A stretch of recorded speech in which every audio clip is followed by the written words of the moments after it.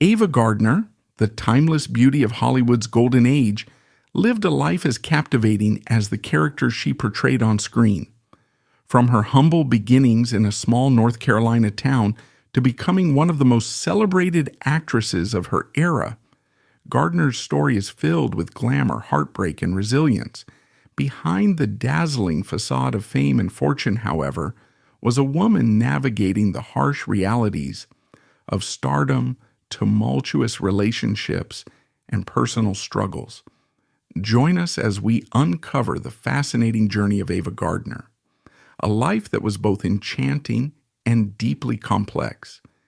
Ava Gardner was born on December 24th, 1922, on a small farm in Grabtown, Johnston County, North Carolina, near Smithfield.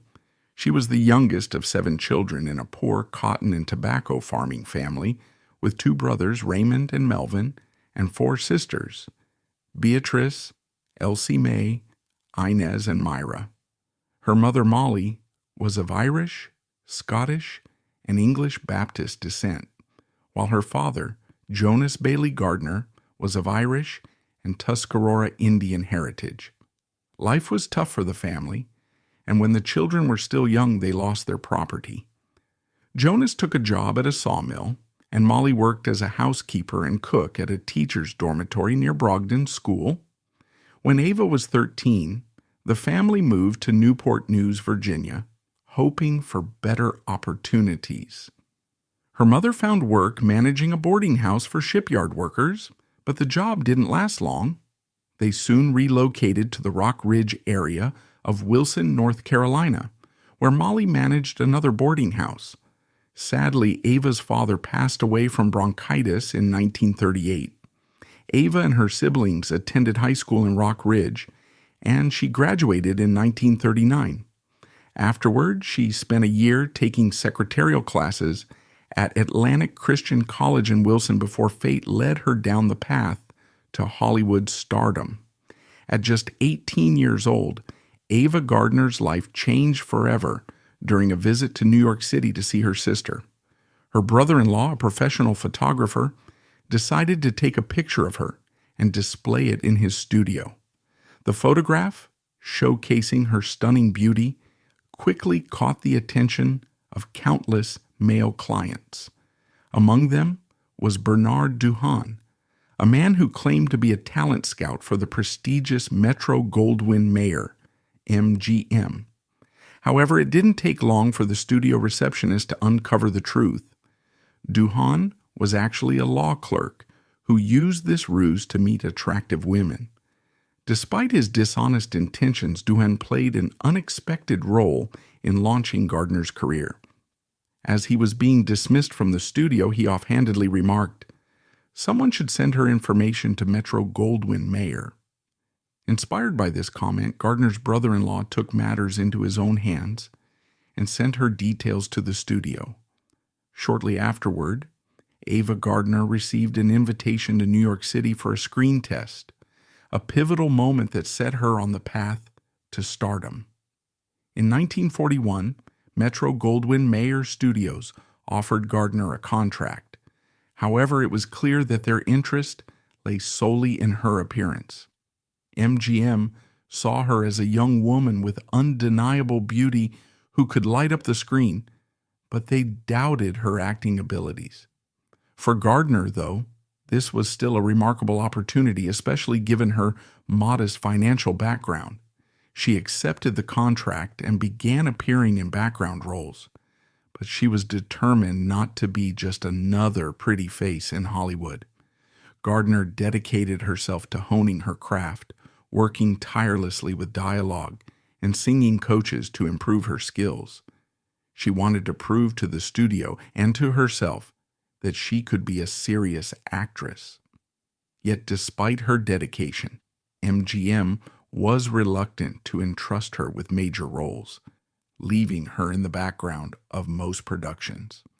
Her fortunes began to shift on her very first day at the MGM studio lot, where she caught the eye of one of Hollywood's biggest stars, Mickey Rooney.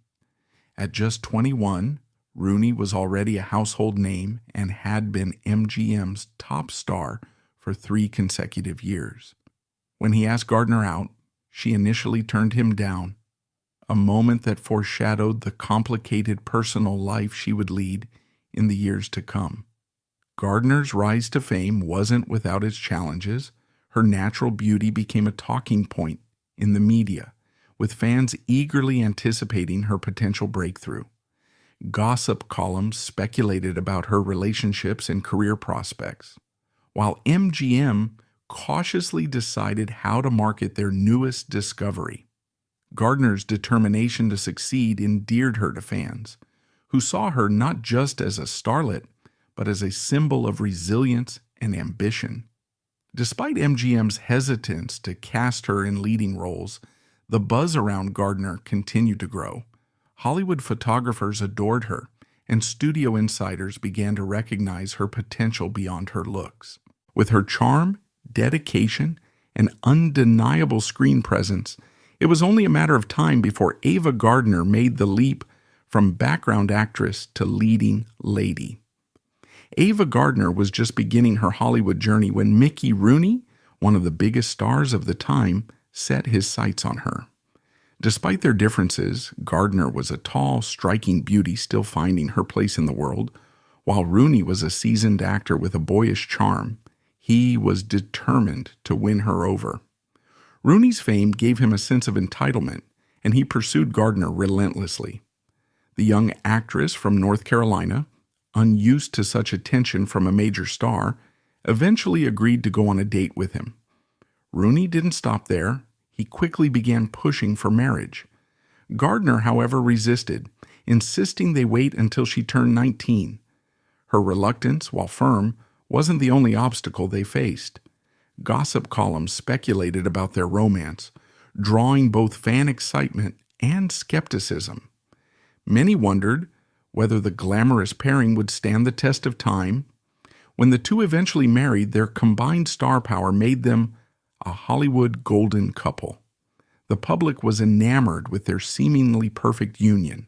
Fan magazines featured glowing profiles of the young bride and the MGM star, and their photographs graced the covers of tabloids. Yet behind the dazzling facade lay a much darker reality. Both Gardner and Rooney led hard-partying lifestyles. They were heavy drinkers, and their nights often ended in loud public arguments. Gardner would later recall that Rooney could be cruel when drunk, but she wasn't without her own flaws. She frequently teased him about his short stature, which only added to the growing tensions in their relationship. As Rooney continued to shine as one of Metro-Goldwyn-Mayer's biggest stars, Gardner's career was struggling to gain traction. Despite being married to one of Hollywood's most powerful actors, she found herself stuck in uncredited bit parts.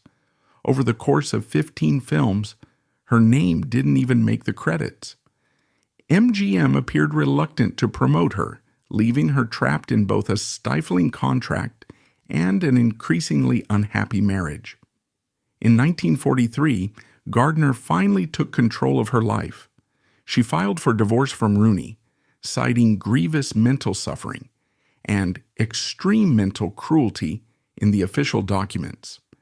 Despite Rooney's fame, Gardner chose to avoid a public and messy battle. She accepted a $25,000 settlement and paid her own court fees, a clear sign of her desperation to leave the marriage behind. The divorce marked a turning point for Gardner, both personally and professionally. Her decision seemed to have been the right one. Metro-Goldwyn-Mayer renewed her contract and even gave her a raise, possibly as a quiet acknowledgement of her discretion in handling the high-profile split. Gardner later reflected on her marriage to Rooney, dismissing it as two immature kids playing house. Still, she was determined to find something more meaningful. That search led her to bandleader Artie Shaw. Shaw was everything, Rooney was not. Tall, dark, and intellectual. The contrast appealed to Gardner, who yearned for deeper connections. There was just one complication. Shaw was already married. However, that proved to be more of an issue for his wife than for Shaw and Gardner. Before long, Shaw left his wife to be with Gardner, setting the stage for another chapter in her complex personal life. As fans and tabloids eagerly followed Gardner's every move, her tumultuous relationships became the talk of Hollywood. While her career still had hurdles to overcome, her undeniable charm and persistence would soon push her closer to the stardom she deserved. Ava Gardner discovered she had more in common with her ex-husband Mickey Rooney than she initially thought. Later in life, she revealed that her second husband, Artie Shaw, was emotionally abusive and had a controlling, bullying nature. His behavior left a profound impact on the young and insecure starlet. The two married in 1945, but even with a wedding ring symbolizing commitment, Gardner constantly worried she wasn't good enough for her domineering husband. By her own admission, Gardner had only read 2 books at the time of their marriage, the Bible and Gone with the Wind. Shaw, in contrast, surrounded himself with intellectuals, making Gardner feel out of place and insecure. This feeling of inadequacy would haunt her throughout her career. While Gardner had occasionally snuck drinks during her marriage to Rooney, her relationship with Shaw led her to become a heavy drinker, complete with frequent hangovers and depressive episodes. Ironically, Shaw's interest in psychoanalysis led him to pay for Gardner's therapy sessions during their marriage, a small attempt to mitigate some of the emotional damage he inflicted. However, the issues in their relationship were far too deep for therapy to resolve. Despite Shaw's mistreatment, Gardner was deeply in love with him. As their first anniversary approached, she even considered having a child in hopes of salvaging the marriage, a decision that rarely ends well. Heartbreak came swiftly. For their first anniversary, Shaw stuck to the traditional gift of paper, but in the cruelest way possible. He served Gardner with divorce papers just a week after their anniversary. At the time, Gardner was stuck in a career rut, playing small roles assigned by Metro-Goldwyn-Mayer, which wasn't actively working to advance her career. Fortunately, a new opportunity emerged when a director recognized her potential and insisted she was perfect for the role of a femme fatale in an adaptation of Ernest Hemingway's The Killers. Universal Pictures produced the film, and Metro-Goldwyn-Mayer agreed to loan Gardner for the part. Ava Gardner's role in The Killers became a defining moment in her career, marking her transition from a Hollywood starlet to a true leading lady. In this noir classic, Gardner portrayed Kitty Collins, a femme fatale whose beauty and cunning made her one of the most memorable characters in the genre. Critics praised her for bringing depth and complexity to a character that could have easily been one-dimensional. Her chemistry with co-star Burt Lancaster was electric, capturing audiences and setting a new standard for on-screen partnerships.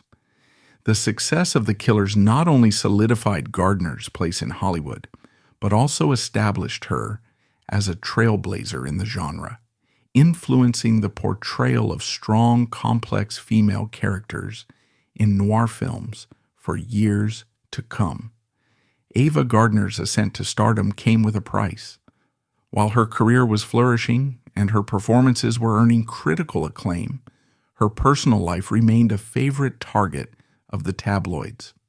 Freed from the restrictive contracts and limitations of her early career, Gardner finally had the freedom to choose her roles and enjoy the luxuries of fame. However, this newfound independence also brought relentless public scrutiny. The media seemed fixated on her image as a sultry femme fatale. Her striking beauty and dramatic love life provided endless fodder for gossip columns, which often overlooked her talent and personal struggles. Headlines portrayed her as a hard-partying woman who effortlessly moved from one high-profile relationship to another. Rumors of extravagant parties and whirlwind romances painted a picture of a woman living in excess, though Gardner herself often refuted these claims. In interviews, Gardner was candid about the disconnect between her public image and reality. According to her, many of the stories were exaggerated or outright false. She insisted that she frequently spent quiet evenings at home, far from the glamour and chaos the media suggested. Yet even if those moments of solitude were genuine, they often didn't last long. Gardner's allure and reputation as one of Hollywood's most captivating actresses ensured she was never out of the public eye for too long. Fans, meanwhile, were divided in their reactions. Some admired her unapologetic independence and saw her as a trailblazer who defied societal expectations, while others judged her harshly, viewing her as the embodiment of Hollywood's excess. Regardless of public opinion, Gardner remained true to herself. She rarely addressed the rumors directly, letting her work speak for her instead. Behind the headlines, however, Gardner struggled with habits that threatened to derail her success. A known heavy drinker and occasional smoker, her vices sometimes mirrored the glamorous yet turbulent character she portrayed on screen. Friends and colleagues often remarked on her ability to balance professionalism with her personal struggles, but they also worried about the toll it took on her health and emotional well-being. Despite the challenges, Gardner continued to thrive in her career. She knew that the tabloids' relentless focus on her personal life couldn't overshadow her talent and dedication forever. Her ability to navigate the complexities of fame while staying true to her artistic ambitions cemented her place as one of Hollywood's most enduring legends. Still, the pressure of maintaining her image and the weight of her personal struggles would continue to follow her throughout her life, serving as both a source of strength and a reminder of the cost of stardom. After Universal helped launch her to stardom, Metro-Goldwyn-Mayer finally took notice and began giving Gardner better roles. However, their treatment of her remained less than ideal.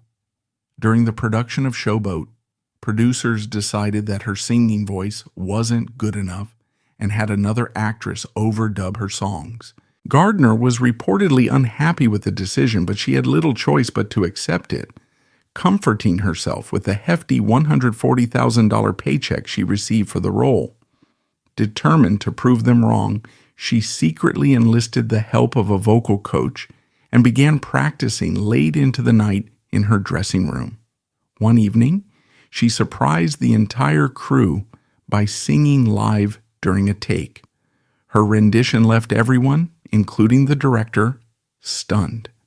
Although the producers ultimately stuck to their decision to overdub her songs, whispers of her vocal prowess spread among the crew, earning her newfound respect. Years earlier, when Ava Gardner was still an unknown actress trying to make her mark in Hollywood, she crossed paths with Frank Sinatra, who was then one of the biggest stars in the world. At that time, Sinatra was at the peak of his fame, captivating audiences with his velvety voice and undeniable charisma. Nearly a decade later, their fortunes had shifted. Gardner's career was skyrocketing, while Sinatra's star was dimming due to a series of professional setbacks. Despite these changes, fate brought them together again, and Gardner found herself deeply in love with Sinatra. For the first time, the feelings were mutual, but their romance was far from straightforward. The most immediate obstacle to their relationship was Sinatra's marriage to his first wife, Nancy Barbato. Their passionate affair soon became an open secret in Hollywood, drawing both admiration and scandalized whispers from the public and the press. When Sinatra finally confessed to Barbato that he was in love with Gardner, her reaction was decisive. She locked him out of their home, signaling the beginning of the end of their marriage. This revelation brought Sinatra and Gardner's relationship into the spotlight, but it also marked the beginning of a series of dramatic episodes. Gardner's past relationships with unfaithful and emotionally turbulent husbands seemed to foreshadow her involvement with Sinatra. While Sinatra was still married, rumors swirled that Gardner had a brief affair with actor Robert Mitchum. When Gardner confided in Mitchum about her growing feelings for Sinatra, his response was chilling. "Get into a fight with him, and he won't stop until one of you is dead." Mitchum's warning was a stark reflection of Sinatra's passionate and volatile personality. Shortly after, Mitchum ended his relationship with Gardner, possibly out of fear of getting caught in the crossfire. Eventually, Sinatra made the bold decision to leave his wife and children to be with Gardner. Just 10 days after his divorce from Nancy Barbato was finalized, the two tied the knot in a private ceremony. The marriage sent shockwaves through Hollywood, and the tabloids had a field day. For years, Gardner had been painted as a femme fatale in the media, an image fueled by her beauty, charisma, and high-profile relationships. Her union with Sinatra only seemed to solidify this perception, casting her as the ultimate seductress who had lured old Blue Eyes away from his family. While fans were divided in their reactions, the press was relentless in its coverage of their every move. Some celebrated the pairing as a union of two iconic stars, while others criticized Gardner, accusing her of breaking up Sinatra's family. Letters from fans flooded both their homes, with some offering support and others expressing outrage. However, behind the glitz and headlines, their marriage was as tempestuous as their courtship. Both Gardner and Sinatra were known for their fiery tempers and larger-than-life personalities, which often clashed. Their relationship was a whirlwind of passion, jealousy, and frequent public arguments that provided endless material for gossip columnists. Despite the turbulence, their deep love for one another kept them tethered together, even as their marriage teetered on the edge of collapse. The Gardner-Sinatra union remains one of the most legendary and complex relationships in Hollywood history, emblematic of the glamour and chaos that defined the golden age of cinema. Ava Gardner had fully embraced her stardom, but her relationship with Frank Sinatra was facing mounting challenges. By this time, Sinatra's career was in serious decline, and the persistent rumors about his alleged mob connections only worsened his situation. If those connections did exist, they certainly weren't helping his finances.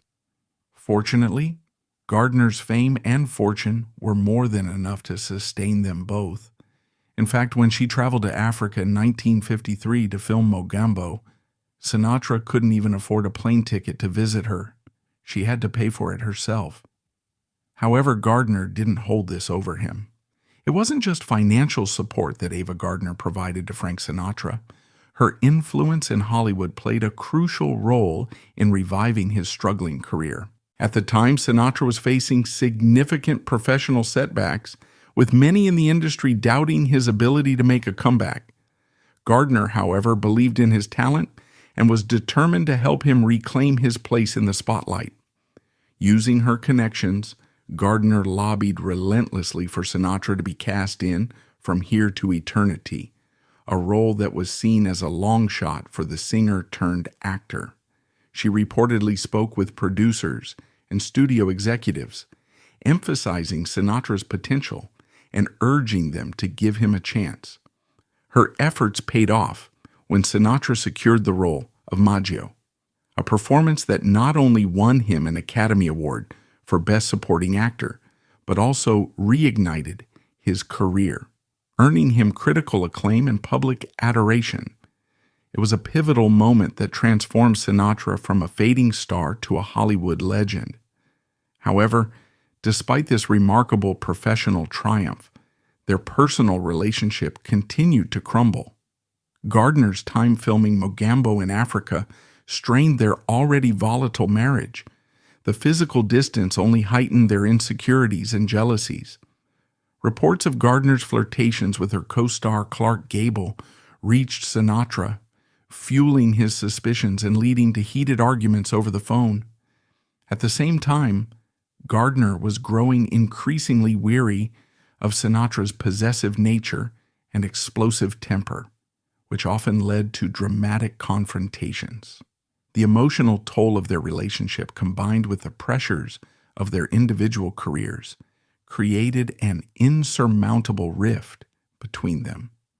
While Gardner's unwavering support had helped Sinatra reclaim his career, it was clear that their love could not withstand the intensity of their personalities and the relentless scrutiny of the public eye. Their once passionate romance was quickly unraveling, with both realizing that their tumultuous connection might be causing more harm than good. Making Mambo turned out to be a nightmare. Director John Ford, known for his difficult personality, had wanted to cast his favorite actress Maureen O'Hara in Gardner's role. From the start, he made no secret of his resentment toward Gardner, creating a toxic atmosphere on set. Gardner's co-star and friend Clark Gable was furious with Ford's behavior, which led to daily tensions.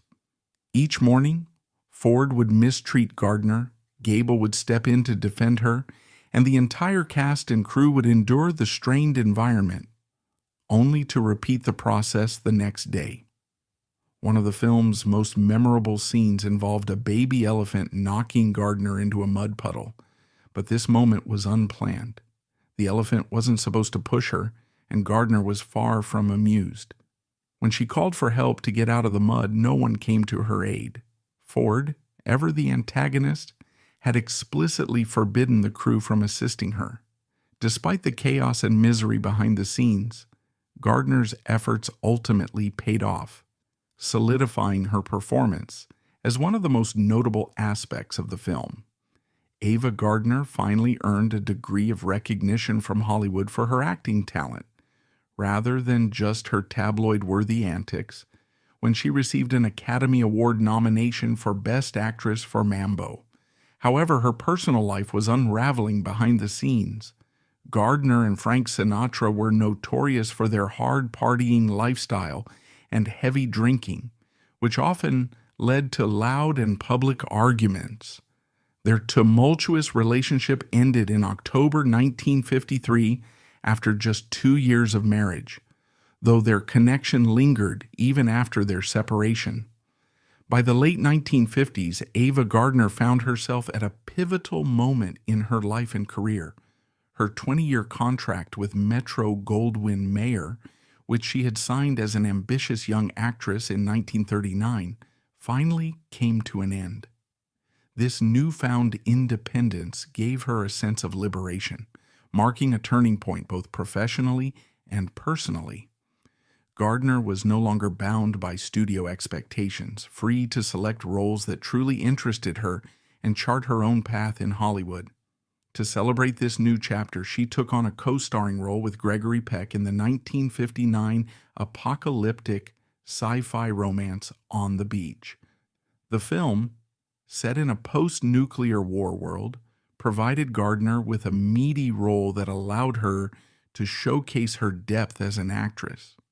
Filming, however, presented unique challenges, not because of the production itself, but due to the overwhelming attention from fans and locales.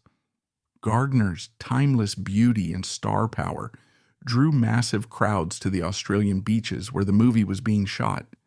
Enthusiastic fans often flocked to the sets, hoping to catch a glimpse of her and her co-stars, sometimes even unintentionally disrupting filming.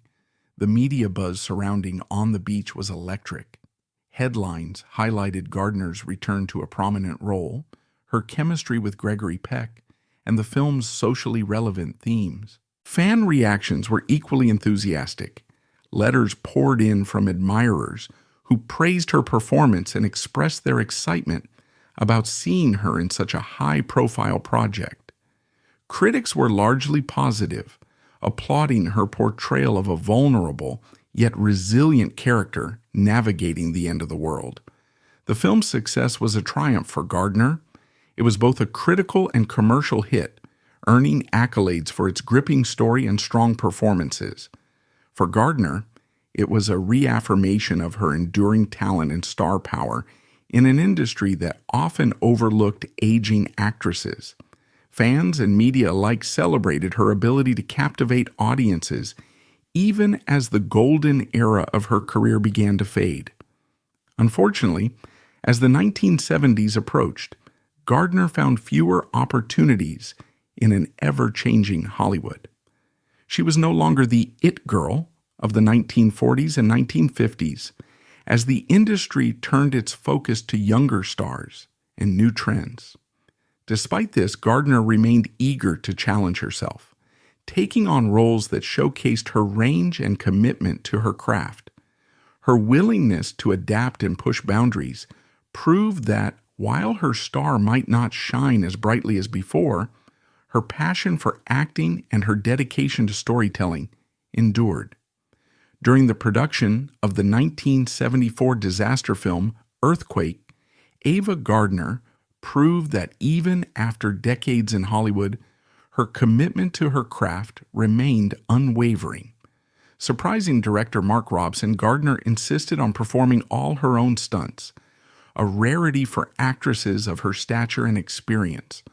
Whether dodging falling concrete blocks or navigating treacherous, debris-filled sets, Gardner tackled every physically demanding scene with determination and grit. Her fearlessness and professionalism earned her admiration from the cast and crew, many of whom praised her as a consummate professional who was willing to go the extra mile to ensure authenticity. When news of her stunt work reached the press, it generated a flurry of headlines. Ava Gardner brings realism to Earthquake, one article proclaimed, highlighting her hands-on approach.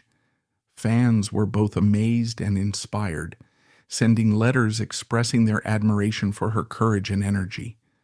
To see a legend like Ava Gardner still giving her all, it's incredible, one fan wrote to a popular magazine.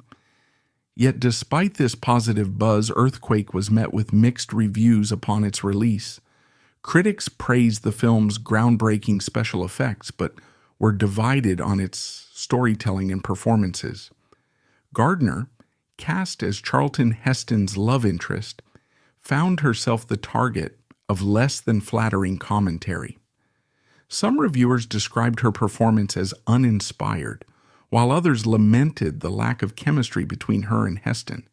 Audiences, too, seemed underwhelmed, though many acknowledged the challenges of creating dynamic characters in a plot dominated by spectacle. Unfortunately, Gardner's reception in Earthquake reflected a broader, more troubling trend in Hollywood: ageism. By the 1970s, Gardner, once celebrated as one of the most beautiful and talented actresses of her generation, was increasingly deemed too old for leading roles. Critics and studio executives alike perpetuated the bias against older women in film, often relegating them to supporting roles or casting them as the mothers of younger stars. Gardner's casting as Heston's love interest, a pairing that might have been celebrated a decade earlier, was now met with skepticism in a youth-obsessed industry. The media, while still respectful of her legacy, wasn't kind in its coverage of her career's trajectory. Headlines questioned whether Gardner's time as a leading lady was over, and some even speculated whether she would retire altogether. Fan reactions were mixed. While many remained fiercely loyal, others expressed disappointment that Hollywood no longer seemed to provide roles worthy of her talent. For Gardner, the challenges weren't just professional. As offers for roles became fewer and far between, she also began grappling with personal health struggles. Years of smoking and heavy drinking had taken a toll, leaving her to face the harsh realities of aging in an industry that prized youth above all else. Despite this, Gardner faced these challenges with resilience. She once remarked in an interview, "They can say what they want about my age, but I know what I've given to this business, and I'm proud of every moment." While Earthquake may not have been a defining success, it highlighted Gardner's enduring spirit and willingness to adapt, even in the face of adversity. For her fans, she remained a symbol of grace and tenacity, a reminder that even as Hollywood's tides shifted, her legacy was firmly cemented as one of the greats. After this, offers for roles became increasingly rare, and as the years passed, Ava Gardner faced not only the industry's disdain for aging women, but also personal health struggles. Haunted by the cancer that had taken her mother's life, Gardner chose to have an elective hysterectomy. However, her health challenges didn't end there. In 1986, she suffered a series of strokes that left her partially paralyzed, and her recovery was long and arduous. During this difficult period, her first husband, Mickey Rooney, visited her. Gardner confided in him that she had contemplated taking her own life, a heartbreaking glimpse into her mental state during those years. In earlier decades, Gardner had starred in The Little Hut, alongside David Niven and Stuart Granger, as three shipwrecked travelers stranded on a tropical island. The film's producers devised a bold promotional stunt. They purchased a small island in Fiji, named it Ava Ava, and held a contest where winners could lease the private paradise. However, the marketing campaign turned out to be more memorable than the film itself. In her later years, after a lifetime of heavy drinking and smoking, Gardner battled numerous illnesses and withdrew from public life. She spent her final decade in London, living as a recluse with only her loyal housekeeper, Carmen Vargas, and her Welsh corgi, Morgan, for companionship. One day, while Vargas was out running errands, Gardner suffered a fall in the front hall of her apartment. She lay there for hours before being discovered. When Vargas found her, Gardner spoke her tragic final words, "I'm so tired." She passed away on January 25, 1990, from pneumonia at the age of 67, her death likely linked to years of declining health. Her death marked the end of an era for one of Hollywood's most iconic stars. Even as she faced the end, Gardner displayed her characteristic thoughtfulness, ensuring that Vargas and her beloved Welsh corgi, Morgan, would be cared for after her death. Gregory Peck, a dear friend and co-star, stepped in to hire Vargas, while Morgan remained faithfully by Gardner's side until the end. News of Ava Gardner's death sent shockwaves through the entertainment industry and her legion of devoted fans. Tributes poured in from around the world, with fans expressing their sorrow and admiration for a woman who had captivated audiences for decades. Letters and flowers flooded her London apartment, while newspapers and magazines published retrospectives celebrating her extraordinary career. Headlines such as "Hollywood's Goddess Fades to Black" and "Ava Gardner, Beauty and Tragedy" dominated front pages, highlighting the complexities of her life and legacy. Colleagues and friends from her Hollywood days shared heartfelt memories.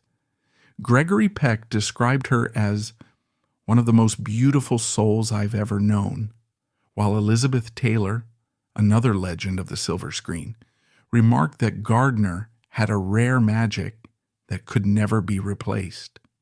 Fans, too, voiced their grief, with many reflecting on how Gardner's on-screen charisma and vulnerability had touched their lives.